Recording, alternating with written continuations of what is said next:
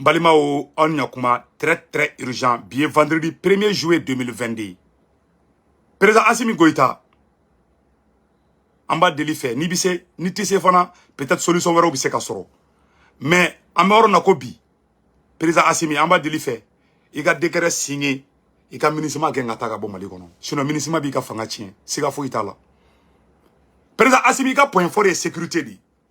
Malien bébé ka kashi ko Mali Clara Fly. Bi e Mali dugu chama récupérer ka di Malien ma bi. Ministre toli mu fly non. Ministre bena ka barado saboteli damine san non. Ouye Ukraine perdi ou jigi ku Ukraine de ouye Ukraine perdi. Ou ka fen chama bobo Ukraine de irisu ye Ukraine bechi. Ou ka gazi ou ka fen chama bobo irisila. Uni irisu fana mandi bi. Uni irisu mandi ou benaka irisu ni dugu kadi fuko dugu boshi ka irisu fana mandi. Ina fo irisu ye Ukraine boshi olla tuga mina. Awana man koloso be damne Mali la. Utaru ka some be donga bala. Yanu ka ta kuma Ukraine kan. Uma fo kubeta Ukraine sama ka bo irisu buru de. Ugo kubena Mali de attaquer. Dorete, ou bien Mali attaqué, ka Sahel besoro. En tant que Assimi Kungolo be, Assimi Kungolo kera Francini Occidentaux nyakor ina fo Kadhafi Kungolo be chokomi. Billahi président Assimi ni bese nunu genga banga dugula. Ika point fort de sécurité di. Malien be tegere fa ipun sécurité la. Awani o perdi doro ika ko bani, awa utuna doreke, dogono kemeni bisa ba mafaka. Awana man kolosini ministre toura no, obeta dugu kunturu chiru damene san. No kara Malien bebe foutne. Be ambaroko munyu ka fin be munyu mais ni juru mugaya frasibolo côté de là parce que en réalité ministre ka mandat kuma nga renouveler quoi mais antena o jalaki fenga wala tin kosobe sinon amanya de mugo chama ire dimina mais ne ba delibe fe baka boda dusula anga me munyi président Assimi fait rapidement amatien alibi amba uko alibi amba udeme abenya tuga mina mais fofana ka famia président Assimi nan tuguro aw ko tegere foni dundun foni guitar fola ambe beta nyere soro kolon ngono ante se ka bo kolomi ngono ambe kaula di ambe kuma do fo peut-être on a ka kilata o tekelinye o korote kamba o contrôle la ambe fa ka nyadi moko kele akli kele moko fla akli fla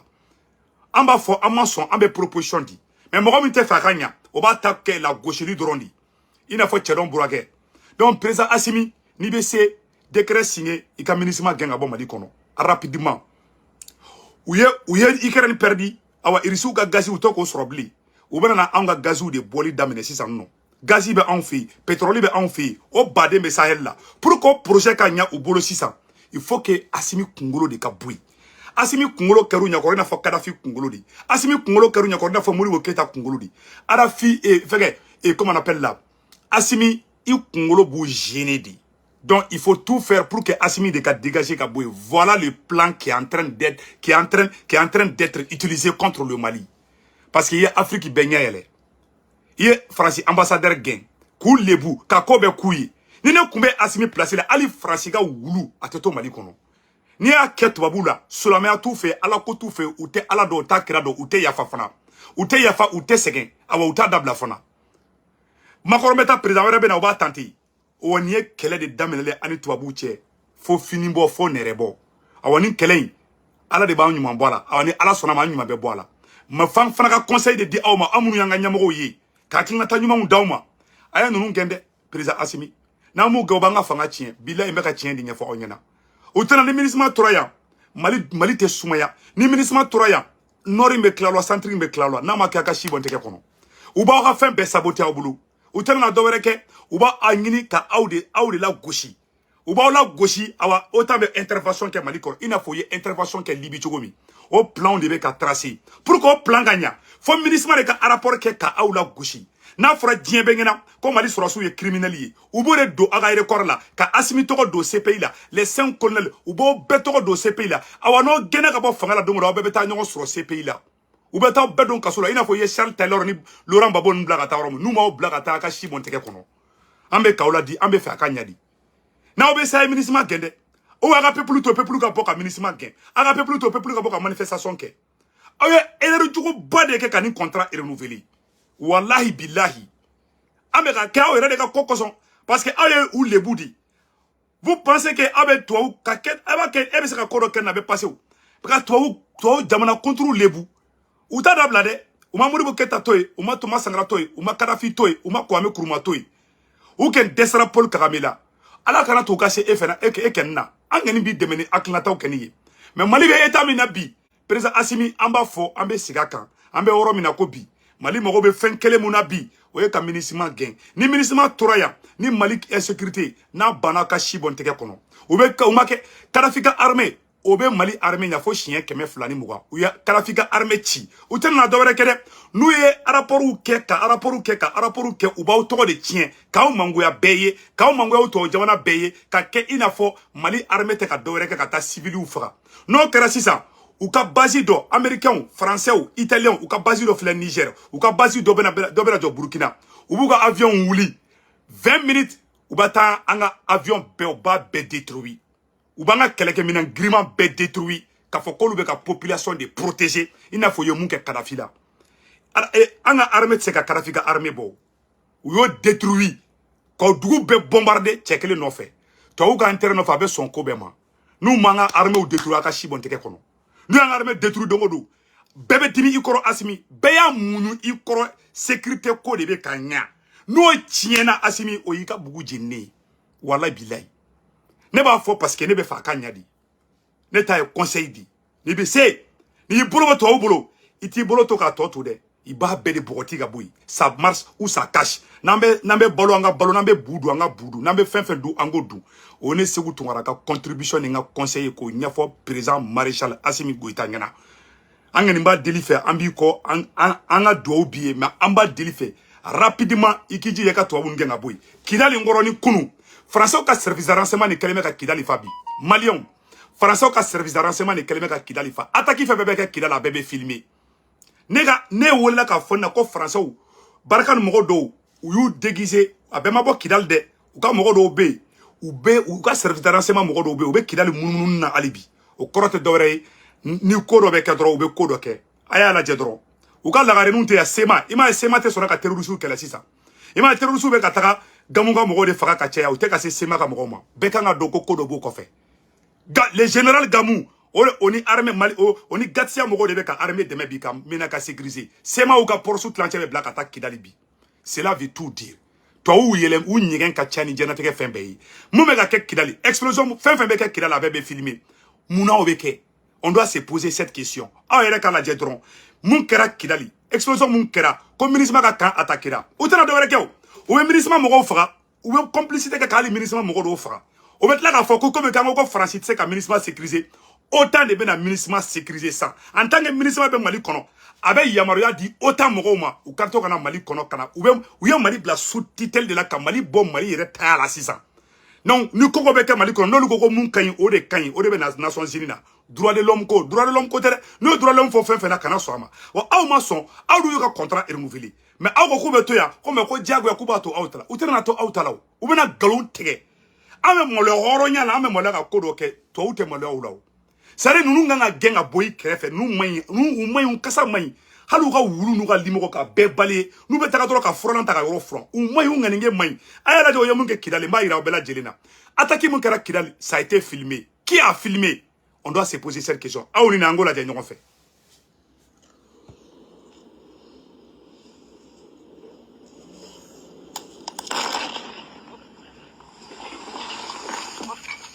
voilà attaque mun kera Kidali do de flek ko filmer ta koko be ke Kidali ou ba be filmer do retede ou ka agenda ou bubulu ou beni mangan kolon chinkede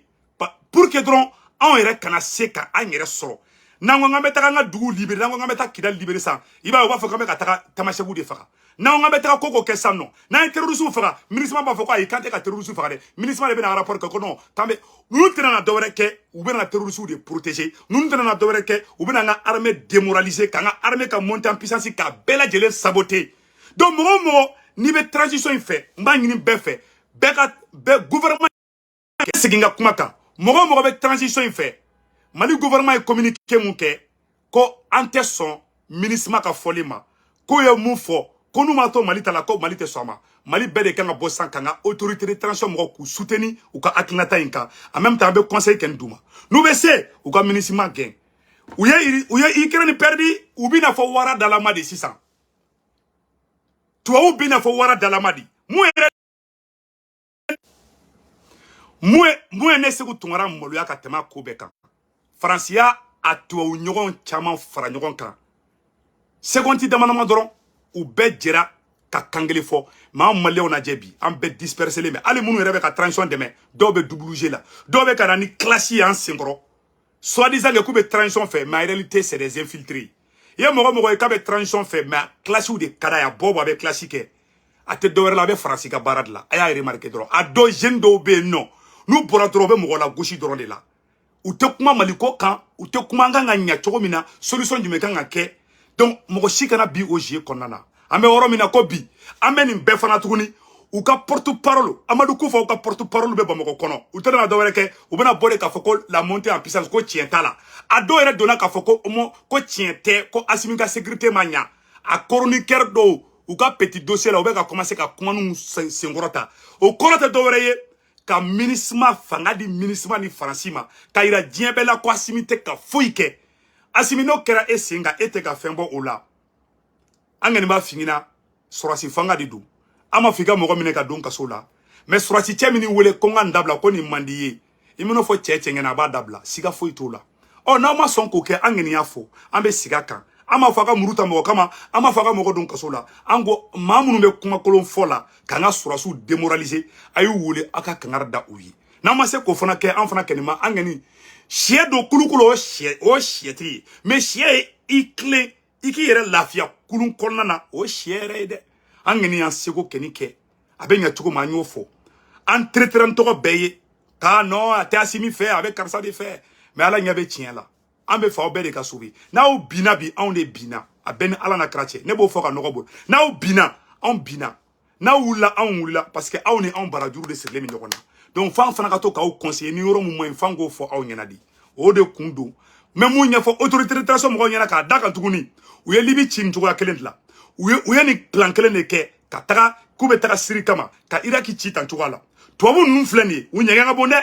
awa u egrile be sanno u bina fo wara dalama de sisa hina to tusukuna makaroko tukula u sago ye mu ye sisa no u bunu venger u ye ikeren perdi risie ikeren ta olu fana be na Mali ta ka Sahel ta pour que olu ka Sahel projet ka nya u bolo olu ye gaz u perdi ka pétrole perdi ka risu ka pétrole perdi ka ikron fɛnw perdi ikran tira u ka fɛn caman bɔ ikran de o ɲɔgɔnna si bɛ Sahel la o bɛ Mali la o bɛ Niger o bɛ Burkina mais pour que o projet ka ɲɛ u bolo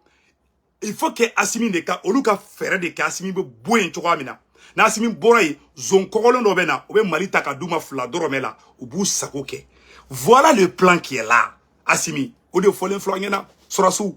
a y'anw lamɛn dɔrɔn an b'aw ladi de i m'a ye a faso denjugu do be ka bo ha vidéomanu de be ka Mali jo vidéomanu mais vidéomanu mogo olu re mogo ke olu te vidéomanu ye de ayi bita soro olu be ka kuma kabanogo de sanfo olu te vidéomanu ye de olu te ka kuma u te ka kuma fɛrɛ la de u te ka kuma ko sokona na alors ko be ku yɛrɛ filmer de ka kɛ olu te vidéomanu ye anw de vidéomanu ye olu be ka mun fɔ ayi olu te vidéomanu la de anw de vidéomanu ye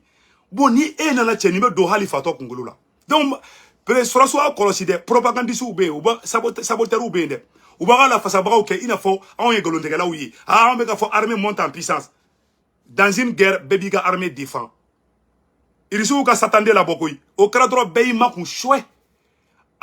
n'an ka Sɔrɔsiw ka maramafɛnw na n'an y'o bɔ dɔrɔn non k'an ka dogo de ka dogo américains t'u ka missile bɔ don o don irisiw m'u ka missile bɔ diɲɛ bɛɛ ɲɛna fo ka président yɛrɛ bɔra ka commentaire k'a kan k'a ɲɔgɔn tɛ diɲɛ bɛɛ bolo a ye taa YouTube la ka taa gosi a bɛ taa ye mais n'an t'aw yira la non armée ye secret de ye a don ta bɔ tan Sɔrɔsiw a y'a kɔlɔsi ni mɔgɔ ninnu na dɛ ne t'a dɔn a bɛ taa ni ninnu ma ni ka kuma cogo Mali kɔnɔ bon an tɛ se ka kuma n'an kumana san n'i pan ni kɔtigi ma pan i bɛ panko 2 kɛ an kɔni an t'a fɔ an dan y'an seko de ye Ala ka hakili ɲuman n'an bɛɛ lajɛlen